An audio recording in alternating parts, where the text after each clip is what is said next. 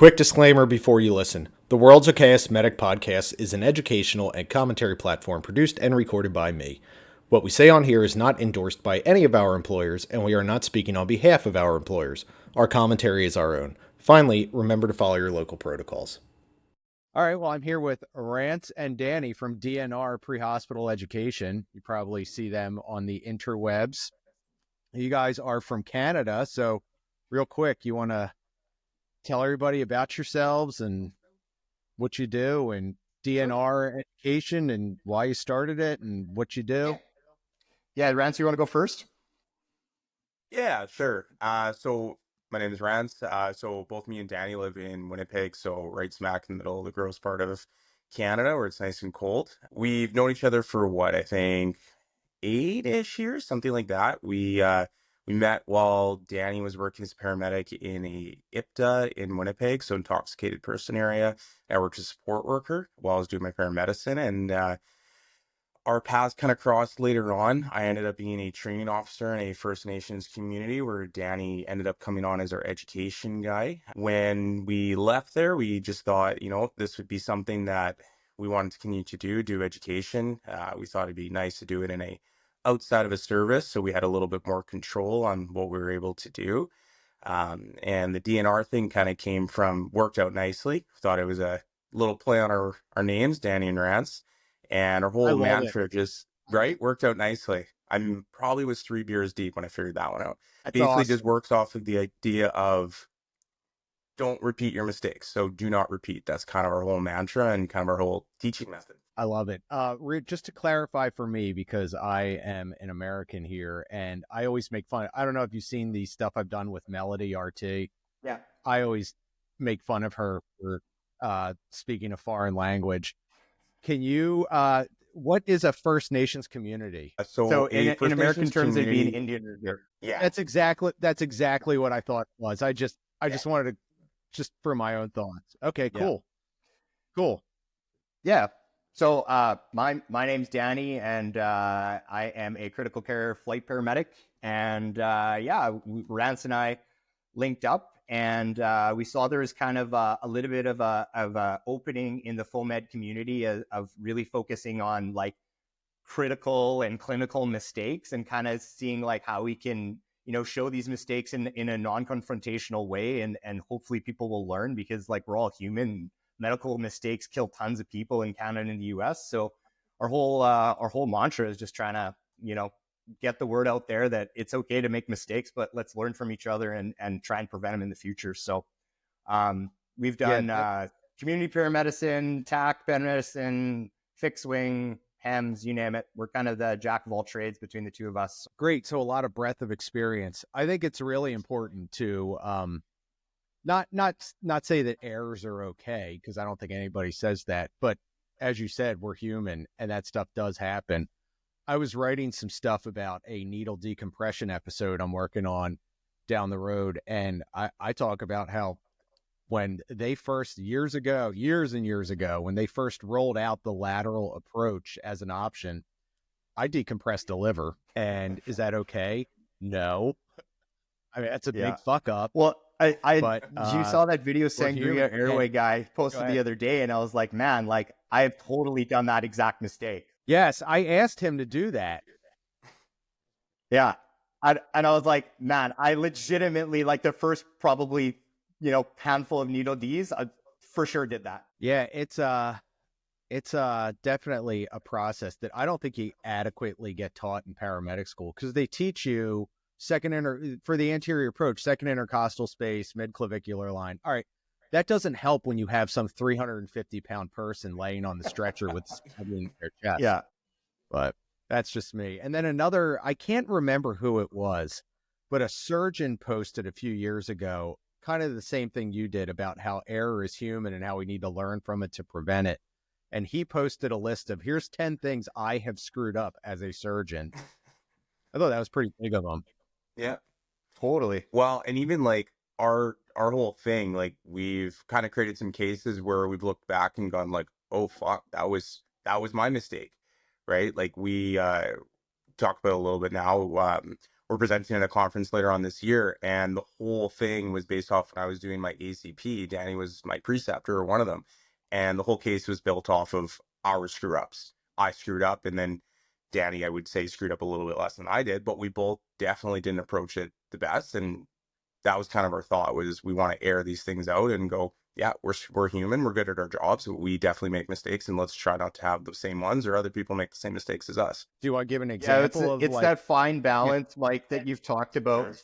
Like, when you're field training, and do you overtake the call or do you not? Like, it should have probably been a primary crike, but I let the students have a crack at the airway, and hindsight's 2020. But yeah, it's very interesting. Like a lot of the episodes you've put out on like mentorship and stuff, it's like, it's such a hard paradigm. There's really no formal education you can take to be a preceptor.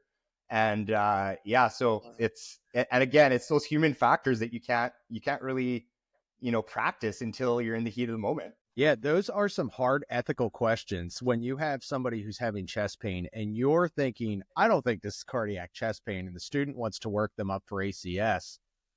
You're thinking, is it going to hurt them? Probably no. Is it appropriate for me to tell this, or do I let them do their own thing? It is not easy. It is really not easy. I mean, obviously you're not going to let a student hurt somebody and do something with inappropriate technique or implement a protocol that is just completely incorrect. But it is definitely a balancing act it's like parenting. I know my kid's going to get hurt. Do I let them try that and learn the hard way, or? Yeah. So what else? Like, tell me about Canada EMS. And yeah, I mean, so I guess kind of when we got, I don't want to say popular, but when we kind of started having videos that would hit like 50K was, I posted a video about like just IV lines and how quickly they freeze up north. Really? Yeah, like I'm talking like seconds, and our saline lines will freeze. So like it's pretty intense. Like we're talking like minus 50 degrees Celsius. So American, that would be like, I don't know, minus 10 Fahrenheit. Yeah, and like we go as far north as you can imagine in Manitoba, like the top of the continent sort of thing. So it's a lot of like transport logistics. Did you do a lot of rotor, or I'm sorry, a lot of fixed wing up there?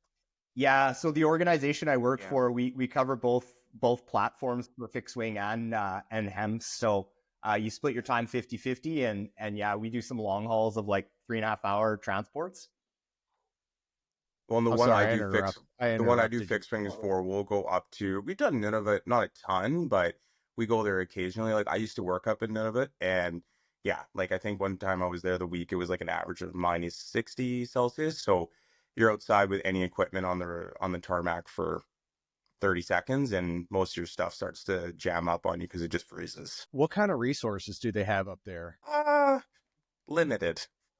Like a lot of them will have, like a lot of the major centers, so like Churchill, or if you're going into your major areas in Nunavut, yeah, they will have hospitals. Like Iqaluit has a hospital. Predominantly where we'll fly up to is more their nursing stations. You might get a nurse practitioner, you might get a clinical assistant in there, but for the most part, it's completely nurse ran. And like I've gone up there where I went to go use one of their IV extension sets, and the nurse slapped me. She was like, "We have one for 2 weeks, so got to use your own shit." Oh yeah, like they are like starved. There was actually one of my physicians that I work with had told me they had actually convinced one of the private organizations to fly up.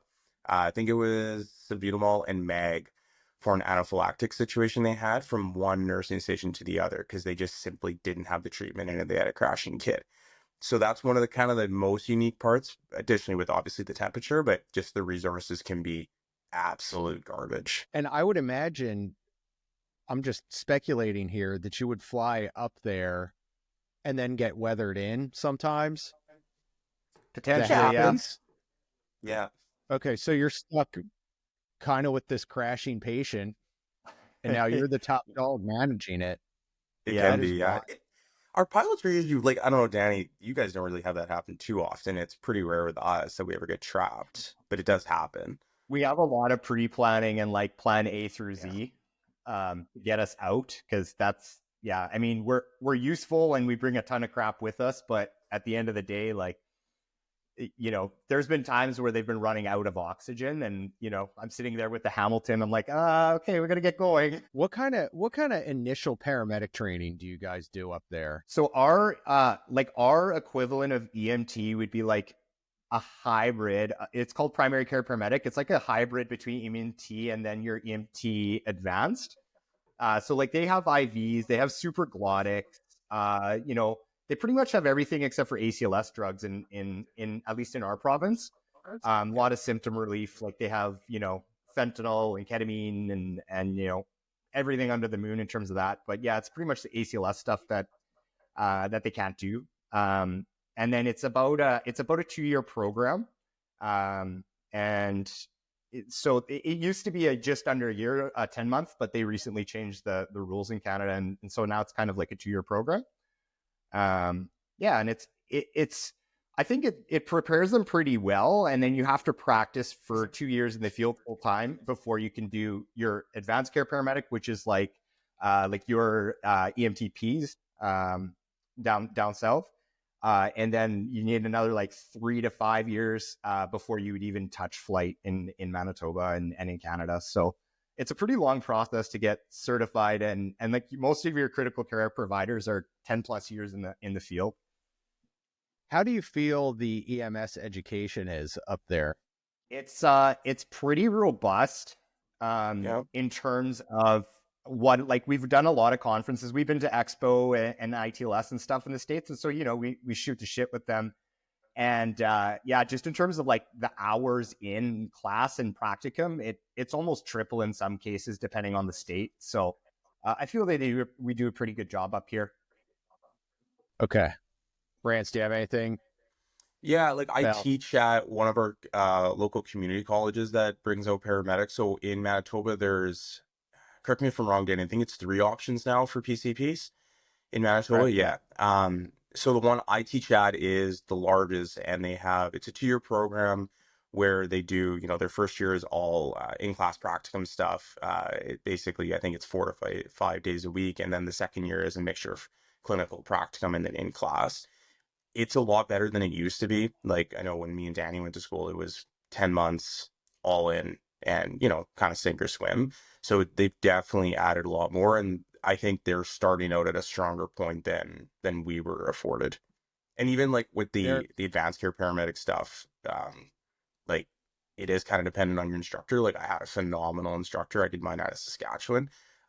But I think the programs are all pretty good at staying up to date and making it as robust as humanly possible. That's good to hear, because here there's little to no standardization. Several years ago, the National Registry of EMTs mandated the paramedic programs have to be accredited. I thought that was a big boost, but it's still not where we need to be. I mean, just where I am, we preset paramedic students from a couple different programs, and it is amazing to see the disparity among some students.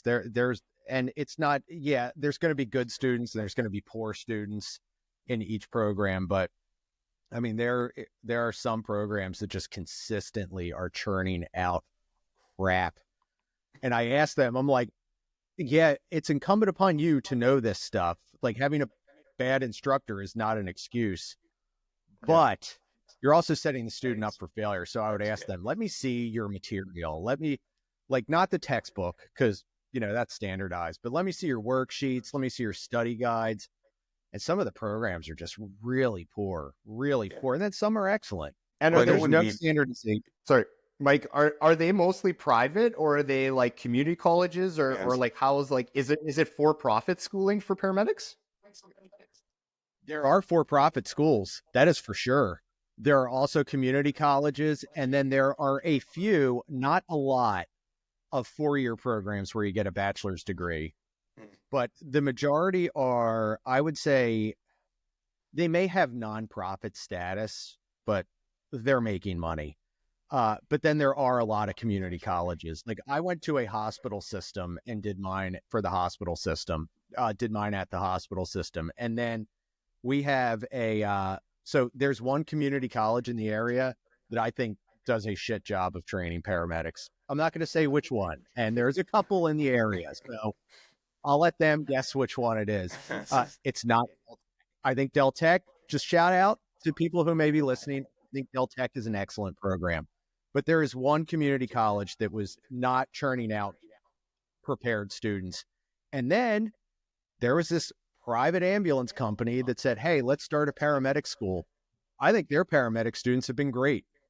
So some programs are 10 months, others are 14, others are 2 years. It's just, there's no rhyme or reason. And I think that Canadians, I know the Australians and in the UK and in Ireland, they have more formalized programs. I'd like to see that here. Yeah, what's the benefit, just Mike, what's the benefit in the States for having that Bachelor of Paramedicine? Like me and Danny are both doing ours. What's the pull for people to want to do that there? Oh man, this is going to start some fires because there is a big push that some say that paramedics should be a 4-year bachelor's degree program to align us with nursing and bring professionalism to the trade. I don't necessarily agree with all of that. I have a master's degree, so I have a bachelor's degree and I went on to grad school.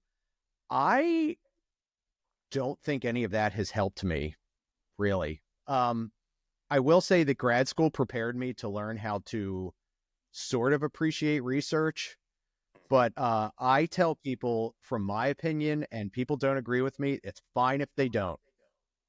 I think the benefit is if you want to get promoted and move up the chain, you have to have a degree in many places. Totally. Yeah. What are your guys' goals of getting it? Yeah, it's just kind of to make you more portable. And, what if you blow out your back and all you have is your, paramedic license, right? And then you're 45 years old searching for a job with essentially, you've been a medic for 20 years or 25 years, but like, you're going to find yourself working some minimum wage job for a couple of months while you're trying to sort something out. So it's just to open it up. And I mean, we're really big on, being evidence-based medicine and kind of being super nerds as we self-proclaim. So just the schooling made sense to just keep pushing with our education. So I would never tell somebody to not pursue education. I have my opinions that I don't think that paramedics need to be degreed, but I would never talk somebody out of going to a bachelor's program or a master's program, because I do. The ubiquitous well-roundedness, I do think it makes you well-rounded. Totally. Do you think that, and if paramedics in the States... Sorry, Mike. No, go ahead. Ask your question. So do you think, because so in Canada, the nurses and the medics on critical care HEMS, they make the same wage. Do you think that the 4-year is going to help bridge that gap with these flight companies? I'm the skeptic. I say no, but the proponents, I know the PragMed guys are real big on it, that they seem to think that yes, downstream that would align us more with nursing. We've got a lot of factors here that I think are going to drive pay and degrees not happening. A lot of EMS is fire-based, which is great. They're great fire-based EMS services. But with fire comes the IAFF, the fire union. They don't want their members to have to go get a bachelor's degree. And I don't blame them. If I was a 10-year firefighter at a department and they came to me and said, hey, you need to get a bachelor's degree, I'd be like, no way. Well, I do understand that. We also have nursing that, say what you want about nursing, their union and their professional organizations are super strong. I think that helps to keep the wages down here. But wages are getting better. Starting paramedics make way more than I made as a starting paramedic. So, and as far as flight, you brought up flight. Flight tends to pay less than regular paramedic. Why? Why? Even though it's the opposite here. So why? It is. You have all this increased scope. You need to learn the critical care stuff, but a lot of flight programs They know people want to do the job, and they know people are going to line up to apply and do it and say, hey, I'm taking a pay cut doing this, but this is my dream job. The helicopter carrot. 1,000%. Pay 1,000% cut to be cool. Because the opposite here, like For with your the Instagram, private, for your Instagram picture. like the private sector here, Or say, Riz? it's insane. Like we got, guys who work their regular shifts, don't really pull extra, and like with the bonuses and stuff, easy 190 a year, like pretty That's good nuts. month. Yeah. That's a lot of overtime. Yeah, well, that's just it. Yeah. Yeah. So is it a job that people want to do in Canada? I think, like Danny said, it's the allure Yes of it. and Like, no. I mean, in Manitoba, like Alberta's a little bit different. Like they have more CCPs running, but in Manitoba, the only way, if that's your goal, is to be a CCP, you have to go into the flight side of it. That's kind of the catch of it. So you have to want to be doing that. Okay. Is And it it's just, competitive we're to become to? No, go ahead. it's I'm going to edit out this lag too, so don't worry. This will be seamless and yeah. yeah. So No, don't worry. There's like, for one flight position when I applied, there were 70 people. So it's pretty competitive. And at the end of the day, it's you need to kind of have a wide, diverse background in terms of like, urban and some rural and some, do community, like education. Like you have to be a really well-rounded individual to get onto these flight crews. Because it is like up here, it is better pay, and it's like the full scope. And so it is the carrot, but it's like a well-deserved carrot, so to speak. Mm-hmm. Yeah, especially with pay like that. What about regular EMS? Do people want to go into EMS, or is it, I kind of like here, another paramedic once pretty aptly said that EMS is like, give me your tired, your poor, your huddled masses. Like, we'll take you. It used to be like yes and no. Like, funny you asked, because so right now my main employer, we're going through a strike. We're part of a huge union with a whole bunch of other healthcare professions, and like what they're going to be offering us, kind of heard through the grapevine, like it's really good money. Like it's actually quite appropriate.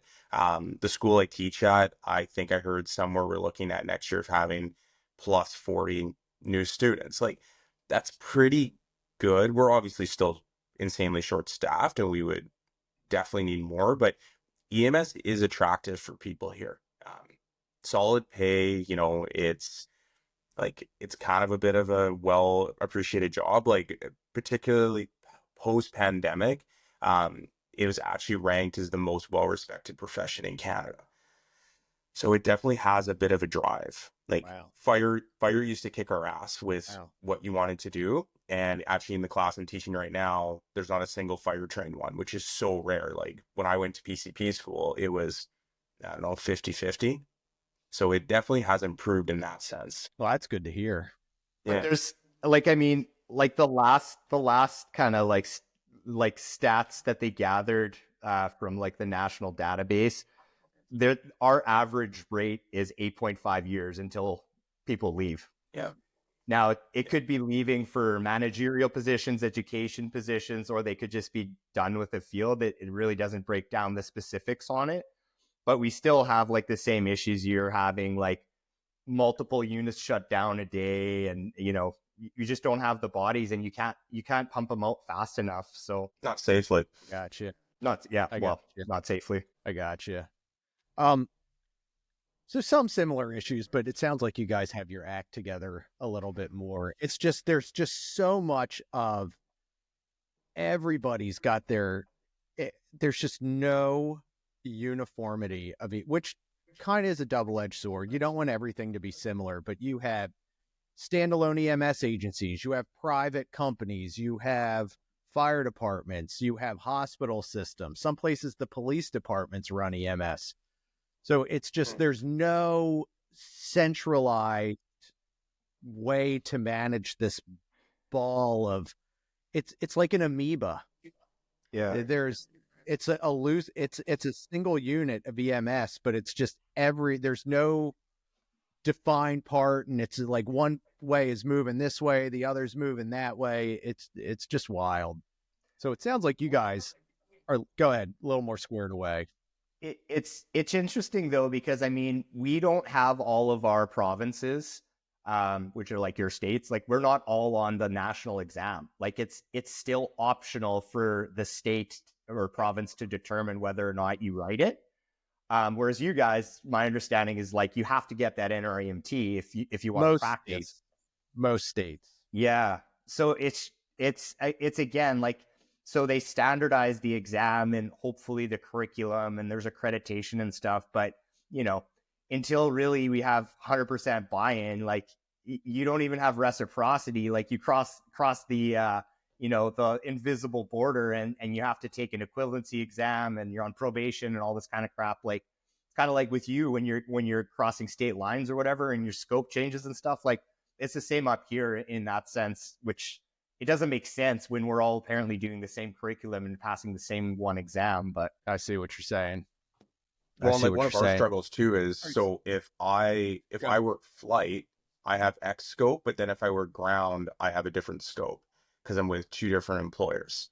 And like even we'll see that with the ground services, like we'll always talk here. So the way this, like the major city Manitoba is set up, it's set up as like a ring dike around it. If you had an MVC right along the perimeter, if half your crews go and they're from the city, then the other half come from the rural sector, the same patient with the same injury and the same needs can get completely different treatments depending on what the crew has in their scope. So like you could have a PCP, primary care, they give their patient, they're comfortably giving them 100 mics of fentanyl, up to 200 for that hour, where the other employers like, nope, you don't have that.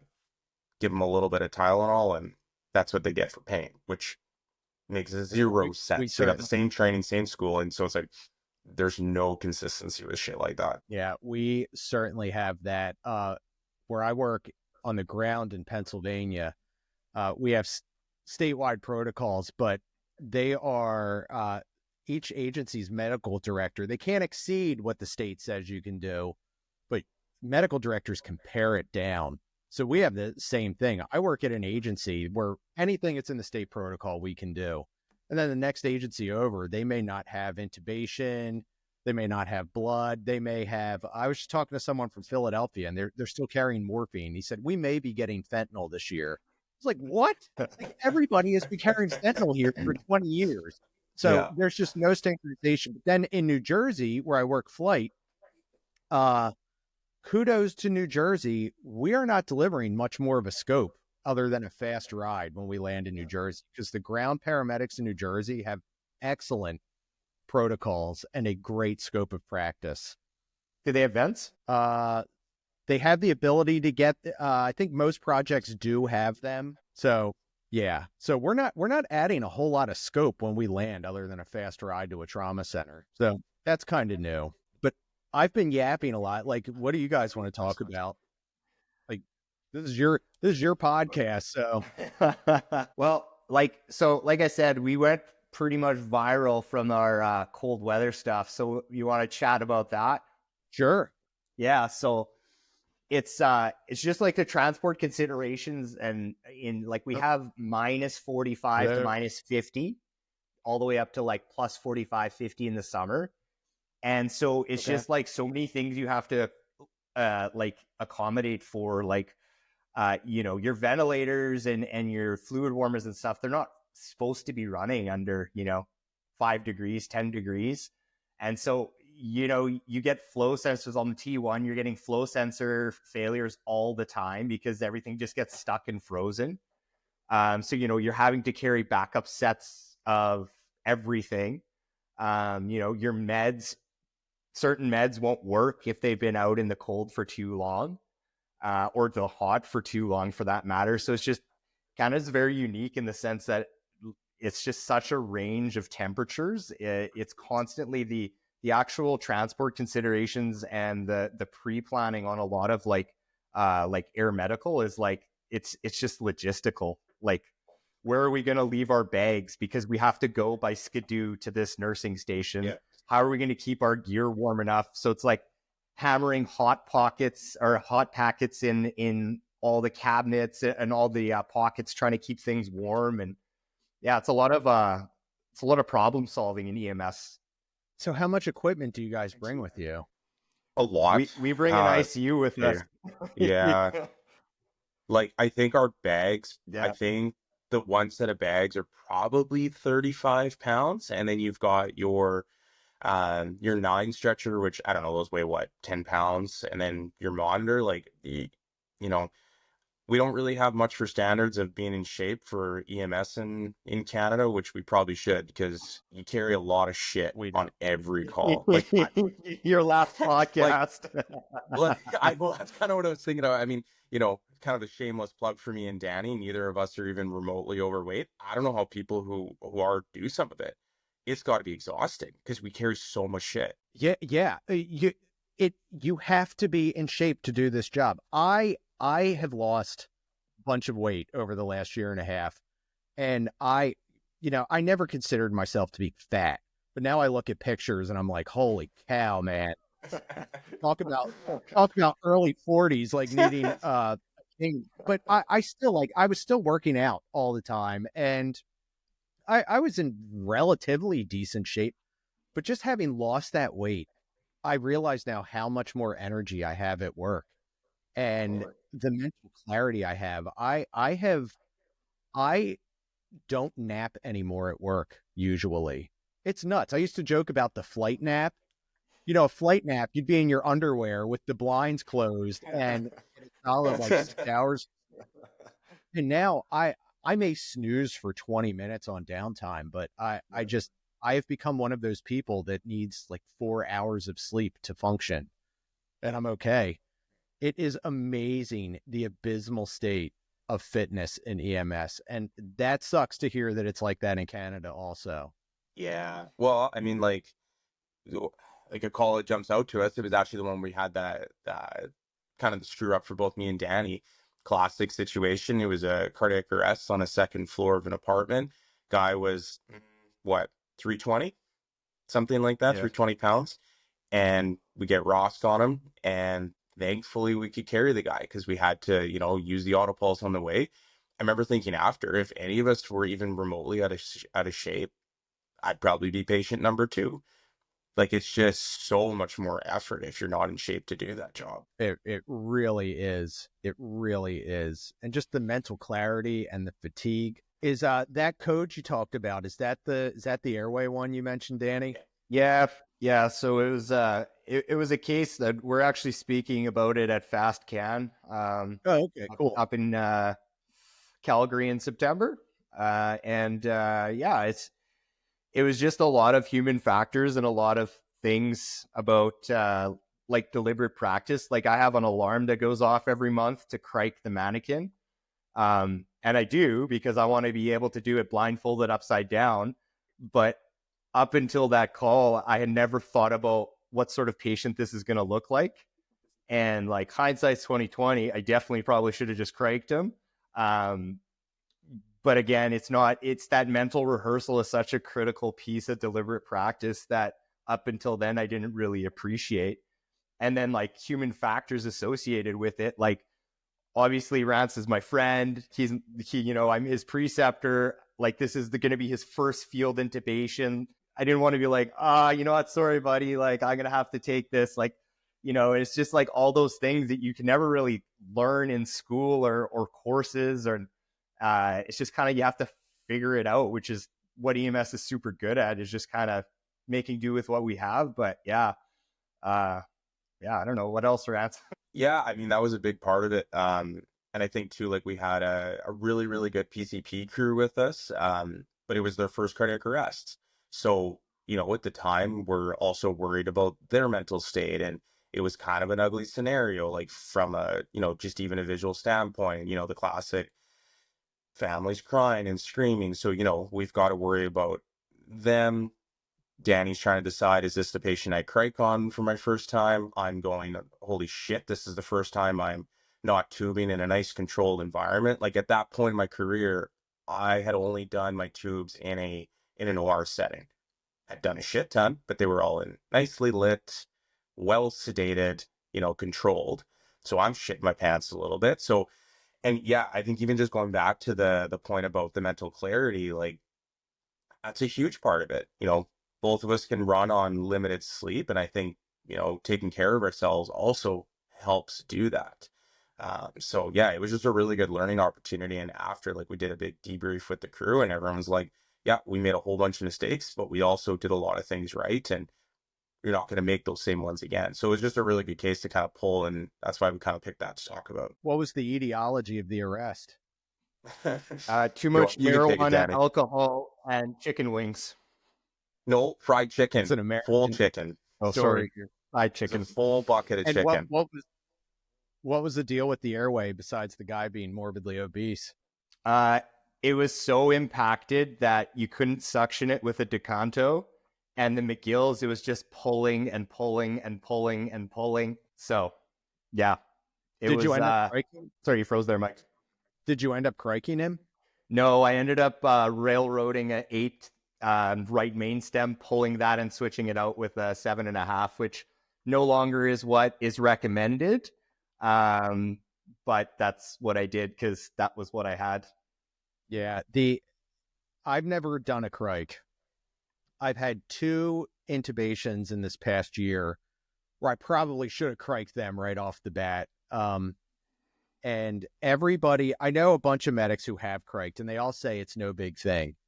The ones who, no big thing meaning procedure-wise, they all said that was it's a huge thing to do. But they all said it was very anticlimactic. They're like, oh my God, I'm going to do the crike, I'm going to do the crike. And they're like, that was it. That was simple. The ones who have mucked it up, the common denominator is that they waited too long to do it. Yeah. And they were already, it's not so much of a clinical thing, it's a them thing. They already were in that, oh shit, I couldn't get the tube. What do we do? What do we do? They're dumping catecholamines. They're kind of shaking. Their manual dexterity shot. They're cognitively overloaded, and it just goes bad every time. Yeah. Well, and that's like we've been doing those posts. We call them the Halo circuits, where once a month we'll do some sort of like high risk, low acuity thing, and like we just do like a little gym circuit and try and get that heart rate up and try and simulate it. It's we do it religiously, and we change it up every month as to what we're gonna do, and but going back to it, like Rance and I are both in pretty good shape, so it takes quite a bit. Could you imagine being like super out of shape and now you have to walk up 3 sets of stairs and it's a primary crike? Like, you're already so effed because your heart rate's already elevated. Now you're down that rabbit hole of a high risk procedure, and it's like the whole thing of like where soldiers literally get shell shock and shit their pants is because their heart rate just get too high, right? So you need to be in somewhat shape. It doesn't even have to be like a high risk thing. I'll do when I'm out running, and every once in a while, if I'm pretty deep in and I'm starting to get bagged, I'll try to do some mental math. And I'm like, holy shit, I would definitely be killing that patient with that dose right now. So like that, it can be even such a small thing. So just even practicing that, like Danny said, once a month or whatever the case, it definitely does help. You kind of figure out how to calm yourself down and go, okay, I gotta, work through this bullshit that I'm dealing with right now. But yeah, I couldn't imagine doing it if you have never exercised before. And now you got to do a flight of stairs with your Sherpa amount of equipment. Yeah. I've seen some stuff online where not on your stuff, where like people have made fun of the obstacle course type EMS scenarios and stuff. And I agree with it. Like, I think training paramedic students to intubate upside down where a mannequin's taped upside down, I think it's stupid. But I've seen it where people are like, oh, they're like making them do push-ups and then intubate. That's dumb. I'm like, no, it's not. Yeah, like, are you going to do push-ups before you intubate? No, but you are mimicking they talk about stress inoculation in military training, and they have since incorporated that into medical training. There's a guy, Dr. Mike Loria. He was an Air Force pararescue jumper. Pararescue, I don't know what the correct term is, but he was Air Force pararescue, and he's been real big on going around the conference circuit teaching incorporating the stress inoculation into medical training. Because like you said, you do those airways or anything else in a sterile environment. That's great, but Well, and Mike, with Thames, like some of the best training I had, it was like, all right, we're going for a jog, boys, and then all of a sudden they yank you off the trail and be like, okay, put in this IV or tube this airway head, and you're gassed because you're trying to keep up with the boys, and like that was some of the best hands-on training because you have to learn to control your breathing, like focus on your shit, and like. It's funny because the Halo circuit I did a couple of weeks ago where the monitor or the laryngoscope screen failed, I was on shift last night and that happened to me in the sending facility. All of a sudden, like we tested it, good to go. We pushed the rock and all of a sudden it's black screen to death. And I was like, oh, okay. So this is happening. And I was like, good thing I just did that 2 weeks ago and was able to check my heart rate after and everything was hunky dory because if you train it, like you're going to be better at it. It also illustrates what you guys are talking about, what you do, that it doesn't have to be high fidelity simulation, which is also great. But I have gone to plenty of multi-million-dollar sim labs where everything is kind of tailored around the tech and what the tech can do. Yeah. And rather than actually like good formative learning. So I had some EMT students that I was helping do a scenario day and we were doing trauma assessments. It was a nice day. It was outside. And I grabbed a hose. I didn't hose them down, like torture them, but I just put it on like a mist netting and sprayed it up in the air. And they're like, what the hell are you doing? I'm like, it rains outside. You have to rain. Like, it's not going to be a beautiful spring day all the time. It's going to distract you. Well, it's funny you say that. That's so actually really good training. Go ahead. When the place we used to work at, that reservation, we had about a 9 or 10 month streak. So we did every single month we'd bring staff in and they had to do scenarios. And, obviously we were not the best at it at the start. We got practice, we got better. And the thing we found that was actually the most helpful was, like you said, it wasn't high fidelity. It was small little details where we'd go, okay, it's the spring. This is when we usually have people go through the ice. So we're going to pick scenarios that lay around it. And then we would just add little details. Like we found that in the fall was the number one time a year where dog attacks would occur. So when we created scenarios for it, we had dogs barking in the background. We made it uncomfortable, like just those extra little stimuluses. And you could see the crews, particularly, the less experienced ones, a little bit more uncomfortable. And then they would go do that call. And we just kept getting lucky with it, I think was half of it. They'd go, oh, I did that sim on that dog attack. I think we did the dog attack, and 2 weeks later, we had a guy get ripped up pretty badly. And the crew was like, I was actually okay with it because, like you said, you took the time to add a little detail, like you were saying, the hose. We had the music going, had some extra little details, and really brought down their oh shit factor with very little details. Yeah, that stuff counts. There's a guy, Gordon Graham. He did a lecture at the GEMS conference once, and he said that when you do those little things that you may think are stupid or little, he said science, neuroplasticity has demonstrated that when you do stuff like that, you're generating a memory marker, and your brain, when it needs that information, it will recall that memory marker. So you do that, you train, you drill, you're going to be ready. Totally. Yeah. What else? Anything else you guys got? Or I just kind of want to pick your brain about like what's are you guys doing ECMO out there? Like are your crews doing it? Because I know it's what's that? In the field? Well, even just transporting it, like is that something in your guys' wheelhouse? Yeah. Oh yeah, we do ECMO. My team right now does not do ECMO. We're implementing a program to do ECMO. My old team did. We're actually huge on ECMO here.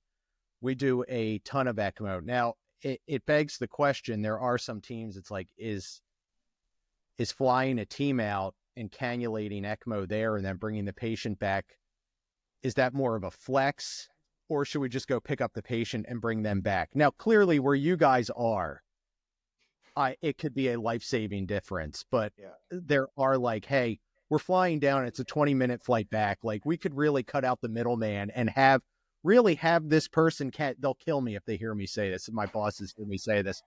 But if we fly to Little Sending Hospital, pick them up, get them in the helicopter, bring them back, I think many of those patients, they would get cannulated quicker than if we went to the hospital, got the whole team, brought everything down. So there is that factor, at least in the Philadelphia area, I would say. But no, yeah, we do a lot of ECMO in the United States. We did before COVID. It kind of became a very mainstream thing, but certainly during COVID, they got super good at it. So yeah, ECMO is a huge thing. What about you guys? No, like other than in like the mountains, they really don't do it all that much. They're using like the hope score whether or not to drop someone on a pump, but yeah, it's pretty much non-existent in our province. And yeah, and even in the other provinces, unless there's mountains and like avalanches, they don't really use it. Really? It's kind of a like almost like the Hail Mary. It's not done as early as it is in the States. So, but I'm not sure if the literature is going to change that or we're a little bit behind. But I equated ECMO the way it's been implemented to CPAP. 20 years ago, when CPAP started to make its way into the field pre-hospitally, it was reserved for those dying patients with like eyes popping out of their head, JVD, pulse ox at 50, getting ready to code. And then we pretty quickly realized, like, hey, if we started this a lot earlier, the patient may not have gotten to that point, and they may have gotten better. So we got really good at early BiPAP or CPAP. And I think ECMO has kind of gone the same way. When I started, it was a Hail Mary pass. The first ECMO transport I did, it was like, this is a 30-some-year-old guy with the flu who unfortunately got a viral cardiomyopathy. They're like, what you said, this is a Hail Mary pass. We put him on ECMO, take him to the University of Pennsylvania for a heart transplant. Hopefully he gets there alive. Thank God he did, and he got his heart transplant and did fine. But it was a Hail Mary pass, and they have really started implementing it a lot earlier, and they've had amazing results. I was talking to Sal Razai, he's real big on the foam ed circuit, and he was telling me that he had a 26-year-old status asthmaticus that was not responding, and he said, I think I might catch some flack for putting this, because he had the ability to cannulate for ECMO. He said, I think I might get some flack for like going so early and doing this. And he said it was an instant turnaround. And she got on ECMO, wrote out her course, and did fine. So I've seen them do it. It used to be a thing where it would be ECMO. Oh my God, like stop the presses. They're putting somebody on a pump. And now I was at the hospital a couple weeks ago, and I'm giving a report to this nurse, and there's a couple docs just nonchalantly in this one room in the ER, and I look over and I was like, holy shit, they're cannulating that guy. They've got a pump in there. They're like, oh yeah, he's an overdose. Like they're cannulating him. It's like, it's wild how far we have come. We'll see. I wonder though if if it's it's going to be... Yeah. Go ahead, Danny. I was going to say, I wonder though if it's going to be kind of like the Roboa, right? Where everyone jumped on board and then they're like, yeah, maybe this is not as good as we thought it was going to be. Funny you say that, because we had a recent flight we did. It was a 55-year-old witness cardiac arrest with ROSC. They got ROSC at the hospital, and she was maxed out on all of her pressors, just a train wreck. And we have an associate medical director on our flight team who is an intensivist at the hospital, and he was the receiving doc. And he goes, I accepted this patient, but she's not going to go on ECMO. He's like, she's not going to live. And I said, like, I thought like ECMO was almost like the cheat code for these people. And he's like, no. He said, yes. He said, but it's gotten to the point where they are sending cadavers and they're like expecting us to turn them around with ECMO. And he said, you have to have some salvageable heart function. He said, it puts pressure on it puts pressure on the heart. So we were actually doing some more damage than we intended. So now they sometimes do what's called, what do they call it? ECPella, where they'll do an ECMO with Impella to kind of Yeah. take the load off of the left ventricle. So to your point, that's exactly what this intensivist said. He was like, ECMO's great. He said, I love ECMO. He's like, I live and breathe ECMO. He said, but it's not the cheat code that people think it is. Yeah, and I think like Minneapolis's data, like because they're so selective with their patient, I think if they got a little bit wider parameters with who they're actually putting into and cannulating, I think their numbers would change dramatically. That's a great point. Yes, because I was seeing patients who, and I don't want to transgress into medical ethics, but when they're sending you an 80-year-old with cancer and they're talking about ECMO, it's like, no, like that's not what this is for. This is for that 35-year-old I had who had a viral cardiomyopathy and was going to die because his heart shut down and he needed a bridge to get a life-saving heart transplant. Yeah. This is for that status asthmaticus patient who, beta agonists and MAG and mechanical ventilation wasn't doing jack. So, hey, let's put her on VA or VV ECMO. That's what that's for. But have you guys transported any? No, like literally they don't do it outside of the city. And so typically all you're getting is your cardiothoracic patients that are getting, put on pump just temporarily for whatever procedure. They'll do it occasionally for a couple of overdoses. What's that? Do you ever transport somebody on a pump? Nope. No. I don't know how you would logistically do that.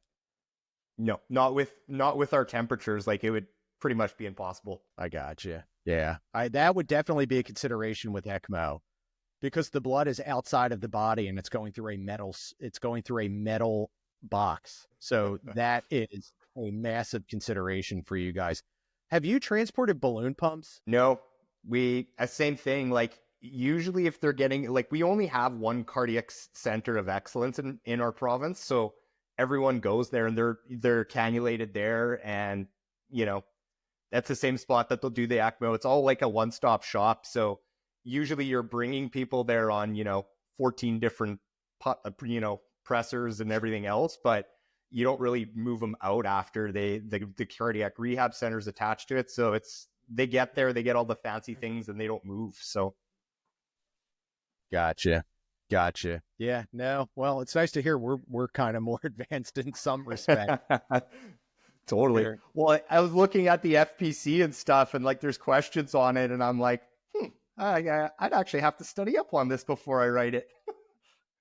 Another thing about the FPC is they ask questions that you need to know the material, but the FPC would make you think that all of your flights are going to be like these hardcore critical care flights.